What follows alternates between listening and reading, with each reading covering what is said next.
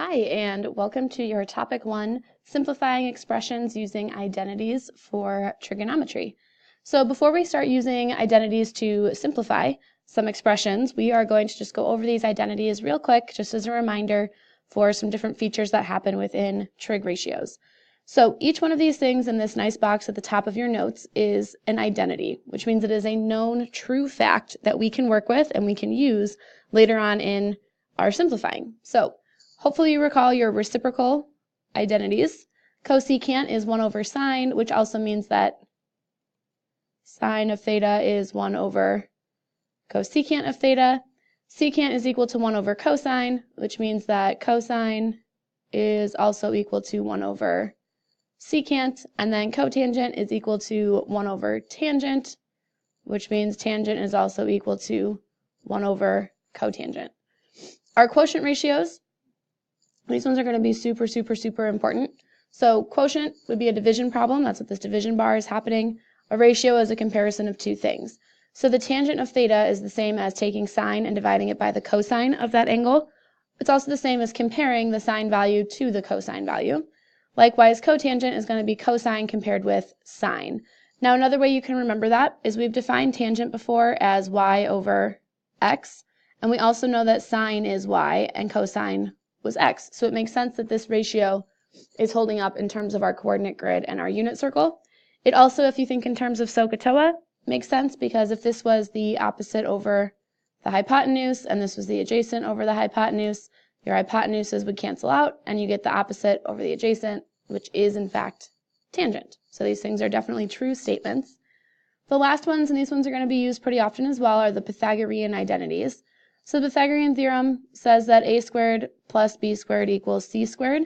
But if you think about the unit circle has a radius of 1. We would call this side x and this side y. And so using the Pythagorean theorem, we would get that x squared plus y squared is equal to 1. Well, x was always representing cosine and y was representing sine. So cosine squared plus sine squared equals 1. This is the same thing written here, just with sine squared first. Now, because this is true, we also can rearrange this a little bit. So I could say that cosine squared of theta is equal to 1 minus sine squared. Or I could say that sine squared of theta is equal to 1 minus cosine. Again, this is a true fact, so you can move things on either side of this equation because we know that this identity exists. Another thing with the Pythagorean identities is that if I were to take the original Pythagorean identity, which is this sine squared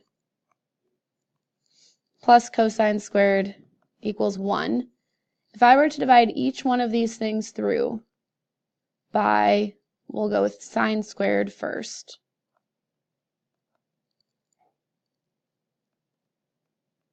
Well, sine squared divided by itself is 1. Cosine over sine, here's cosine over sine. That gets me to cotangent, but because these were both squared, it'll be cotangent squared. 1 over sine, well, there's 1 over sine. That's the same thing as cosecant. So cosecant squared. And there's another one of your identities. Pause and think for a second. What would you divide this sine squared plus cosine squared equals 1? What could you divide by that would get you to this identity?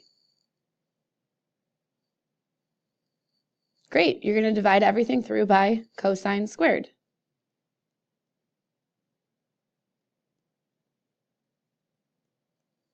Sine over cosine is tangent. They both have a square, so this becomes tangent squared.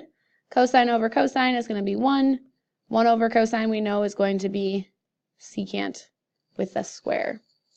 Okay, so all of these are going to be really important in what we're going to be working on. In terms of notes, you could have jotted down any of those little switch arounds that I wrote.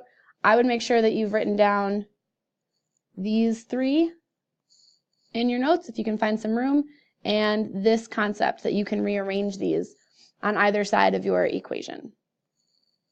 All right, so use a reciprocal, then a quotient identity to simplify this expression, or each expression. So an expression in mathematics does not have an equal sign. That's an equation. This is just an expression. So this is telling me to first use a reciprocal identity. Well, iTunes needs to be updated apparently. I'm going to start with sine just as it is, and then I'm going to think about the reciprocal identity for secant. Well, the reciprocal for secant is 1 over cosine.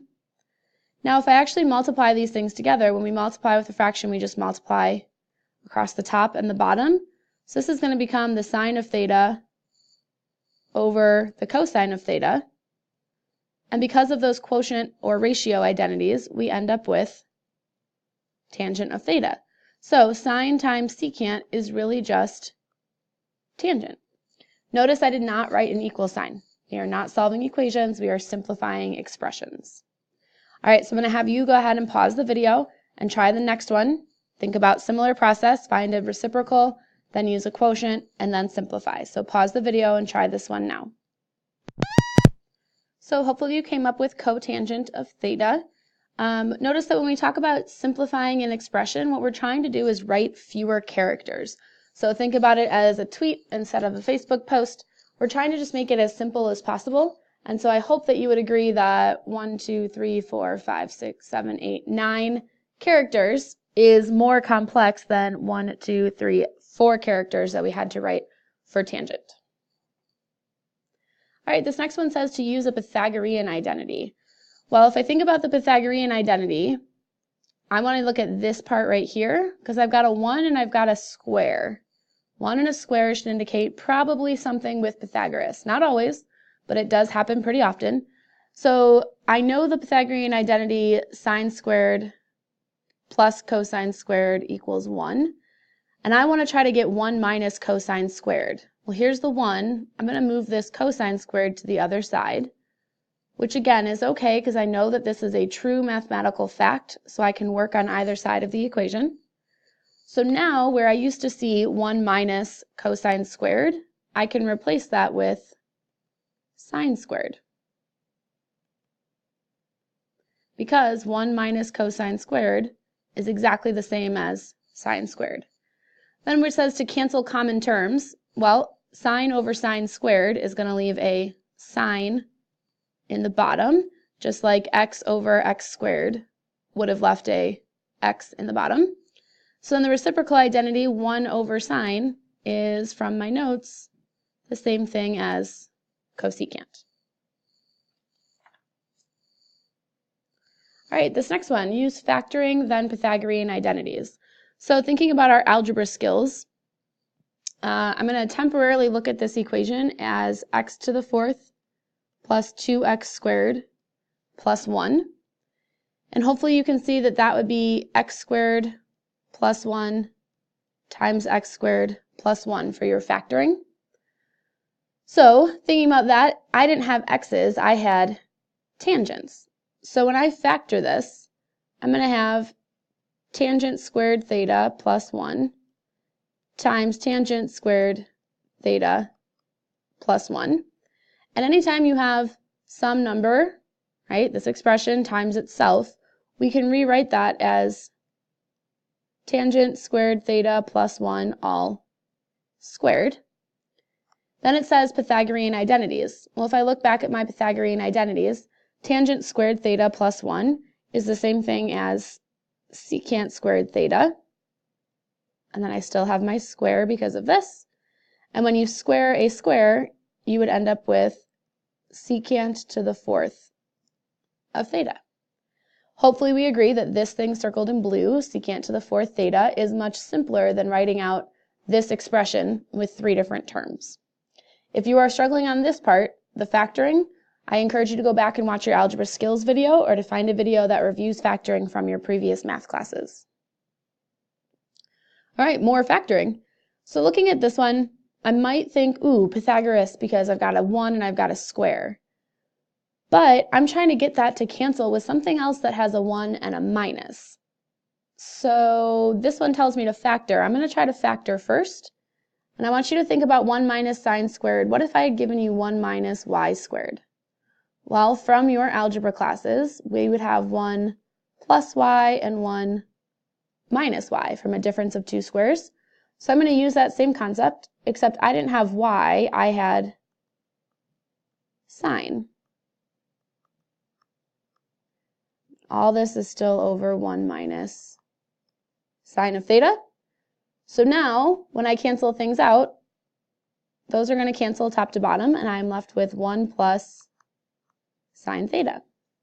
Final answer. Example 5, factor and then use the Pythagorean identity.